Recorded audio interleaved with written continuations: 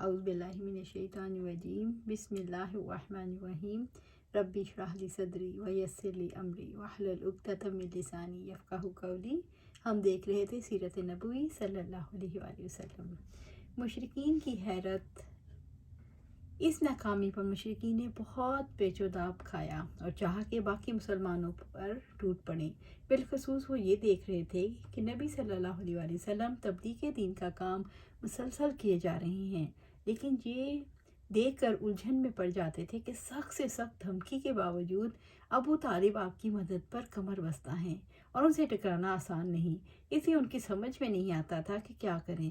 کبھی خون خواری کا جذبہ غالب آتا تو نبی صلی اللہ علیہ وسلم اور بچے کھچے مسلمانوں کو سزائیں دینے لگتے، کبھی بحث و مناظر کا دروازہ کھول دیتے، کبھی دنیا کی پرکشش چیزوں کی پیشکش کرتے، کبھی کچھ لو اور کبھی کچھ دو کے اصول پر سودے بازی کرتے، اور کبھی سوچتے کہ نبی صلی اللہ علیہ وسلم کا صفایا کر کے اسلام کا چراغ کل کر دیں، مگر ان میں سے کوئی بات بن نہ سکی اور کسی طرح مراد پوری نہ ہو سکی، بلکہ ان ساری کوششوں کا نتیجہ ناکامی اور نامرادی کی شکل میں ظاہر ہوا۔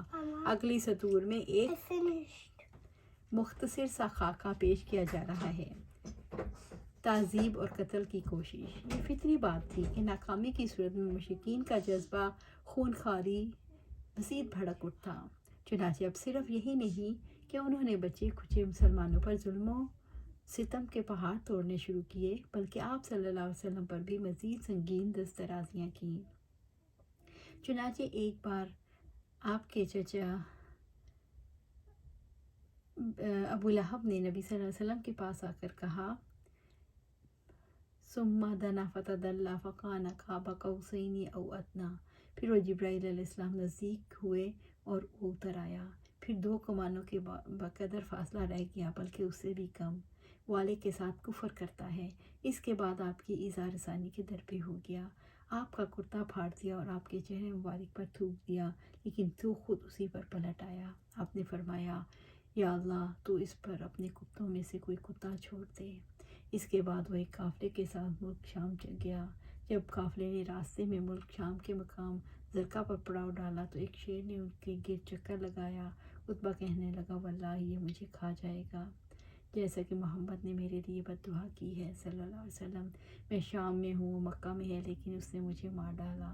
چنانچہ جب وہ لوگ سونے لگے تو عتبہ کو اپنے بیچوں بیچ لایا۔ پھر بھی شیر نے اونٹوں اور انسانوں کو پھلانگتے ہوئے ٹھیک اسی کا سر آدھا بوجھا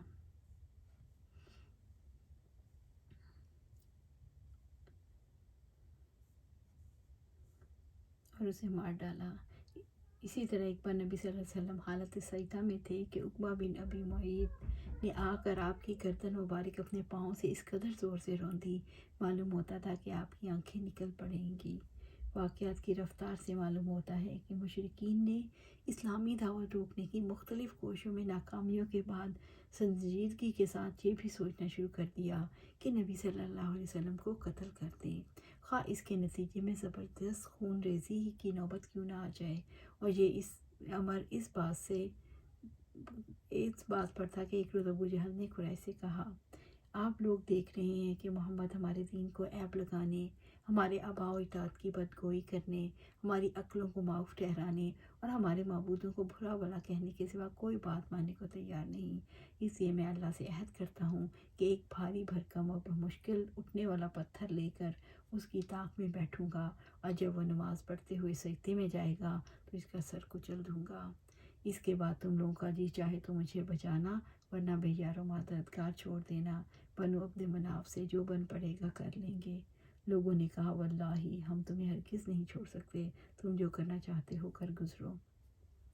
اس کے بعد صبح ہوئی تو ابو جہل ویسا ہی ایک پتھر لے کر بیٹھ گیا۔ ادھر نبی صلی اللہ علیہ وسلم معمول کے مطابق تشریف لائے اور کھڑے ہو کر نماز شروع کر دی۔ قریش بھی انتظار کر رہے تھے کہ دیکھیں ابو جہل کیا کرتا ہے۔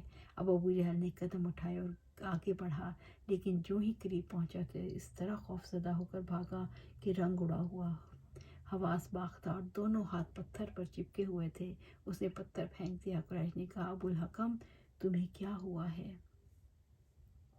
کہنے لگا، میں نے رات جو بات کہی تھی وہی کرنے جا رہا تھا، لیکن ایک اونٹ آڑے آ گیا، واللہ میں نے ایسی کھوپڑی، گردن اور دانت کبھی نہیں دیکھے، وہ چاہتا تھا کہ مجھے کھا جائے۔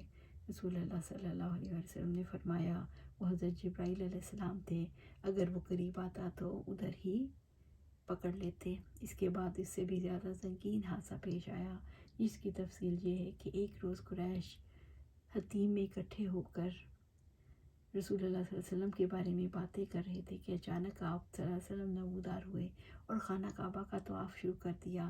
دوران طواف جب ان کے قریب سے گزرے تو انہوں نے طعنہ زنی کی، اس کا اثر آپ کے چہرے پر دیکھا گیا۔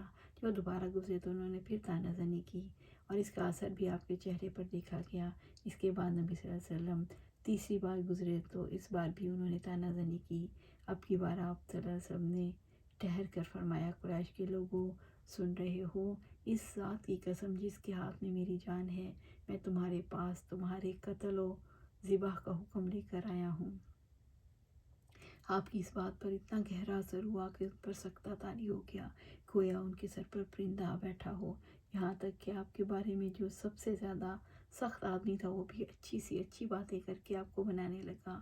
اگلے دن یہ لوگ پھر اکٹھے ہو کر آپ کی یہ باتیں کر رہے تھے کہ اچانک آپ نامودار ہوئے اور آپ کو دیکھتے ہی سب کے سب آپ پر لپک پڑے، آپ کی چادر پکڑ لی اور کہنے لگے، تم ہی ہو جو ہم کو ہمارے باپ دادا کے معبودوں سے روکتے ہو۔ آپ نے فرمایا، ہاں میں ہی ہوں۔